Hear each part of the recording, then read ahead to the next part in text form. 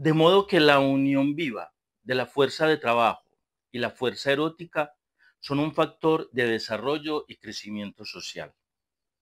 Con estas dos líneas de León Zuleta en La sexualidad de los trabajadores, que está en De Semas y Plebes, doy inicio a este video en el cual quiero dejar planteada la relación que establecía León entre el anarquismo, el deseo, el erotismo, el placer en su propuesta política. La cosmovisión del yo son apartes de una entrevista biográfica con León Zuleta que realizó Luis Enrique Portela y editada por Patricia Valencia, ambos, él y ella, de la Escuela Nacional Sindical. Allí León habla de una edad oscura y da algunos rasgos dentro de los cuales hay uno sobre el que llamo la atención, y es que en la sociedad se está más interesado, comillas, en gozar del ejercicio del poder más que del ejercicio de la libertad y del deseo. Cierro comillas ahí, palabras de León. Libertad y deseo, de su disfrute, que pasa por el cuerpo, por la vivencia del placer. Después de pasar por Perú y luego Cuba, llega a Colombia con la conciencia de, comillas, una propuesta anarquista, no terrorista, sino en el sentido de que cada cual se diera su propia pauta de vida de una manera de fibra interior, de nervio, de gran refinamiento y de gran honestidad consigo mismo y de sus actos con el mundo. Hasta aquí León. Un componente importante de su propuesta, la anarquía, junto a la cual entonces, por su vínculo con el marxismo y el psicoanálisis, llega a claridades sobre lo que denomina la revolución sexual política, uno de los planteamientos centrales y que hemos escuchado muchas veces sobre León, revolución sexual política. Uno de sus legados, el afecto, el amor, el cuerpo, el erotismo, el deseo, el placer, también en la política y en las revoluciones. Por eso, hoy me acompaño también nuevamente de Pedro Lemebel, cuando también en fragmentos de sus entrevistas dice, éramos locas feministas, anarcas que peleábamos por la liberación de ese tipo de instituciones, hablando de la familia, del matrimonio, de la pareja. Debe existir un universo cambiante, múltiple, trans, libertario y diferenciado, más progresista, más arriesgado, locas políticas que se casen con la revolución del deseo, de todos los deseos sociales de los oprimidos, dice Pedro Lemebel. Y es que para él, para Pedro, pero en este caso también para León, el erotismo, el cuerpo, el deseo, siempre tendrán que tener un lugar en la propuesta de libertad política. Y más que eso, sea el sistema que sea, el orden que sea, todas tienen un lugar para el deseo, la sexualidad, que puede ser incluso el lugar del silencio, del ignorarla, de suponerla, como nos ha tocado por vivir bajo este régimen heterosexual. En la sexualidad de los trabajadores, un texto de León del 31 de diciembre de 1986, dentro del cual están las dos líneas con las que inicié, dice también, lo que estoy diciendo es que existe una conexión entre producción material y actividad sexual, entre fábrica y hogar, familia, y que a pesar de eso, solo se reivindican derechos en la producción, laborales, sindicales, etcétera, pero nunca reivindicamos los de la sexualidad y el erotismo. Hasta ahí, León. Hoy, vigente su propuesta, cuando se habla y se debate entre las horas laborales. la necesidad de las horas para el descanso, para el ocio, para el encuentro, para vivir el erotismo también y para vivir el placer. Contrario a lo que decían en aquellas épocas, también algunos sectores libertarios, patriarcales, porque lo libertario no les quita lo patriarcal, que primero era la revolución, después el cuerpo, la sexualidad, eso de lo que hablaban las mujeres y seguro también los maricas. Invito pues a quienes deseen a que continúen con el video completo donde hago la lectura de la sexualidad de los trabajadores. La sexualidad de los trabajadores en Decimas y Plebes del 31 de diciembre de 1986. No nos debe asombrar la enorme contribución que ha dado la necesidad sexual obrera al desarrollo de zonas urbanas industriales en todo el mundo, pues toda zona de explotación industrial nueva a los pocos meses es un centro comercial y de diversiones, en donde abundan las mujeres de la vida, ya que las mujeres del hogar no tienen dónde estar con sus hijos.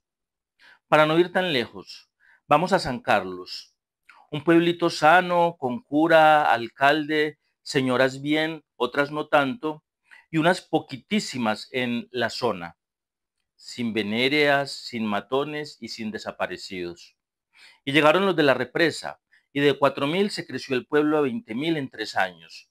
Y la zona era casi un barrio de muchachas alegres que amaban al proletariado a su manera.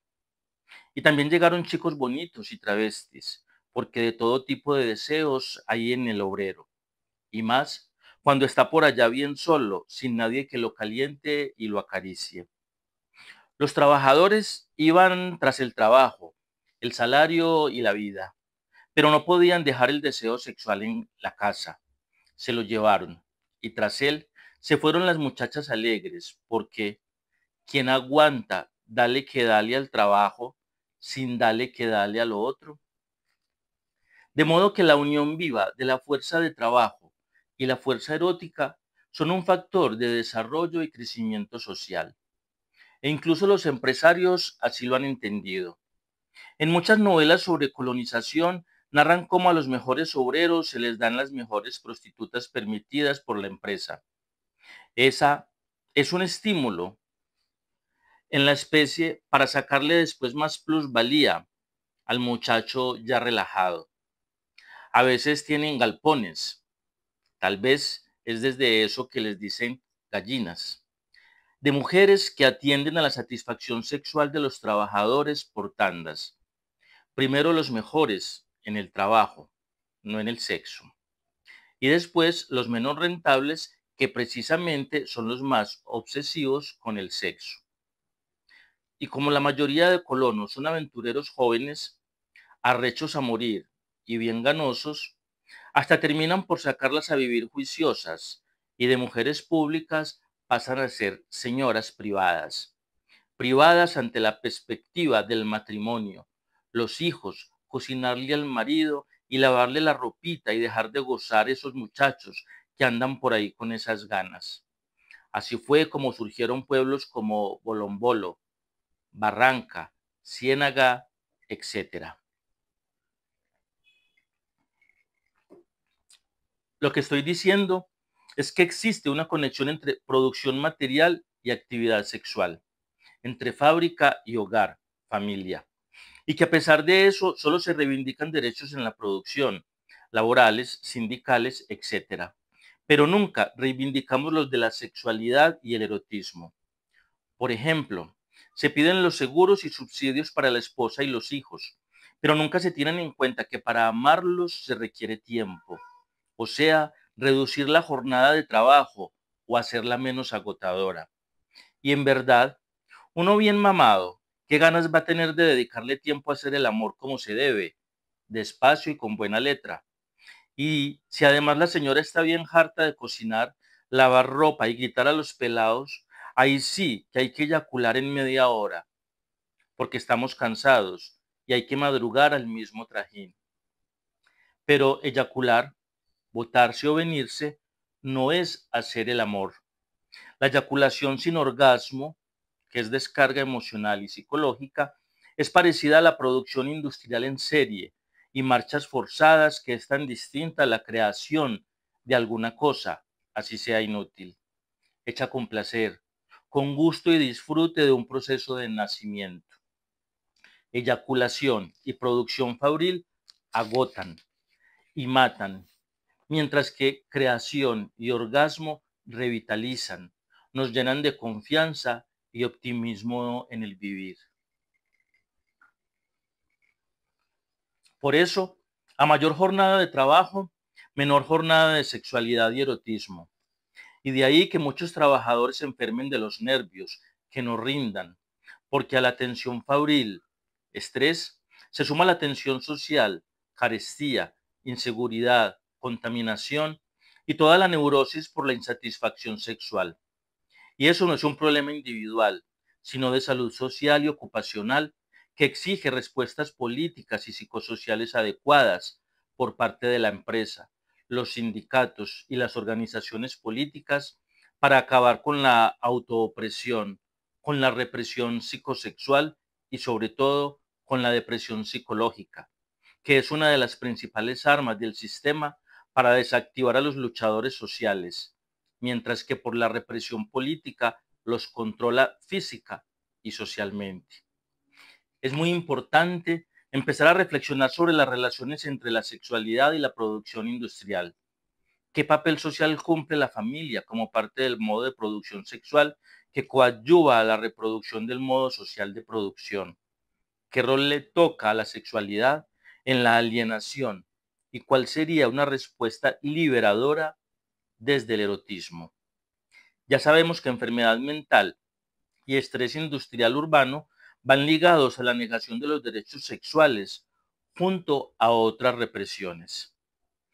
Quede vigente mi propuesta de crear los colectivos de trabajo psicosocial que partan de la idea de que los trabajadores no somos máquinas de producción, sino seres vivos, sensibles y llenos de ganas, de placer y gozo, y que sistematicen tareas de crítica a la alienación cotidiana, de rescate al gozo corporal y psíquico, y de ayuda mutua para superar limitaciones psicosexuales entre los trabajadores, sus familias y el contexto social, sobre la base de la investigación que demuestre que ellas son un impedimento en la movilización social de las energías proletarias para el verdadero proyecto del revolucionario: cambiar la sociedad, cambiando las vidas.